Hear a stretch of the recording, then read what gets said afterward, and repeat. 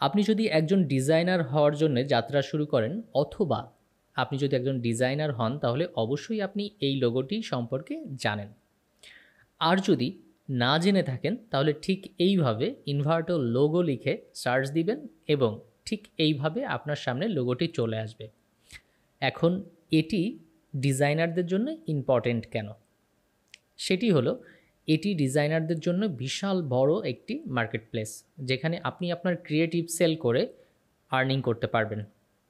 আর আজ এই বিষয়ে কথা নয়, আজ আমরা জানব এই বিখ্যাত মার্কেট প্লেসের লোগোটি কিভাবে তৈরি করা হয়েছে। তাহলে চলুন কথা না বাড়িয়ে শুরু করি কিভাবে তৈরি হলো ইনভার্টোর লোগো। চলুন শুরু করা যাক।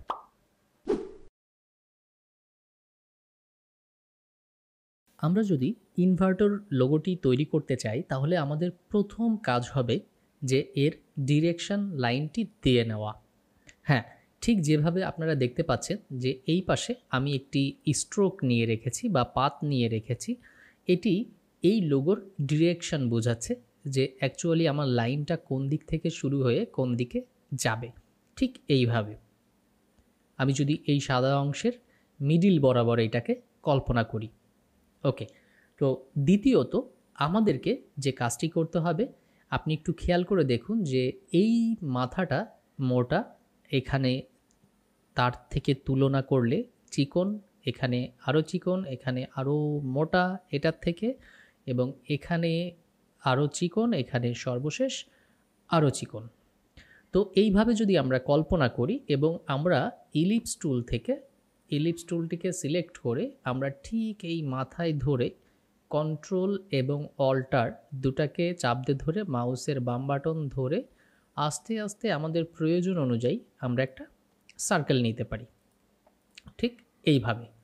আর এভাবে করেই আমরা যে কাজটি করব যে বাকি সব সার্কেলগুলো আমার প্রয়োজন অনুযায়ী নিয়ে নিব। যেহেতু সার্কেলগুলি আমি আমার প্রয়োজন অনুযায়ী দিয়ে নিয়েছি, সুতরাং মাঝখানের লাইনটি আমার আর প্রয়োজন নেই, আমি এটাকে ডিলিট করে দিচ্ছি।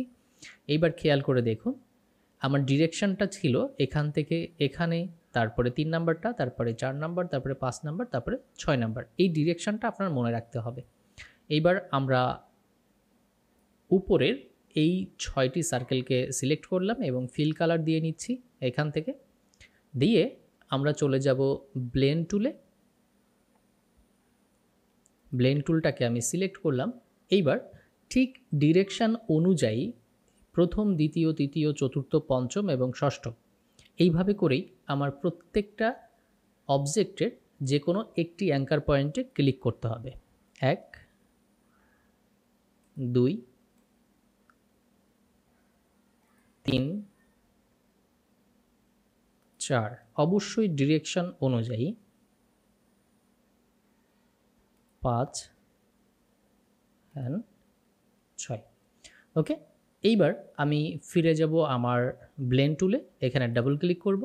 ডাবল ক্লিক করে এখানে স্মুথ কালার আছে, আমি এটাকে চেঞ্জ করে চলে যাব স্পেসিফাইড ডিস্টেন্সে। ওকে, এইখানে একটু নয়েজ থাকবে, সেটা সরানোর জন্য আমি চলে যাব 4 থেকে 0-তে এবং এখানে আমি ওকে করে দেব।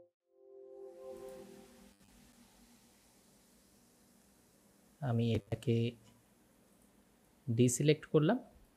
এবার অলরেডি তৈরি হয়ে গেছে আমার শেপটা। এটাকে ফিল কালার করে দিই। ওকে, আমার শেপটা আপাতত রেডি। ইনভার্টারের মতো বড় একটা প্ল্যাটফর্মের লোগোটি কত সহজে তৈরি হয়েছে আপনারা তো দেখলেনই। অবশ্যই প্র্যাকটিস করবেন। আর এ থেকে আমরা একটা বড় মেসেজ পেতে পারি, সেটা হচ্ছে কাজের থেকে আইডিয়াটা অনেক বেশি জরুরি।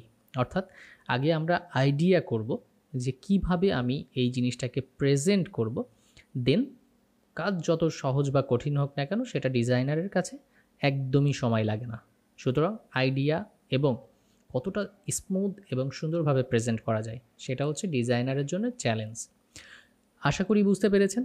দেখা হচ্ছে পরবর্তী আরও এমন অনেক ইন্টারেস্টিং ভিডিও নিয়ে। তত সময় আমার সঙ্গেই থাকবেন। ভালো থাকবেন সবাই।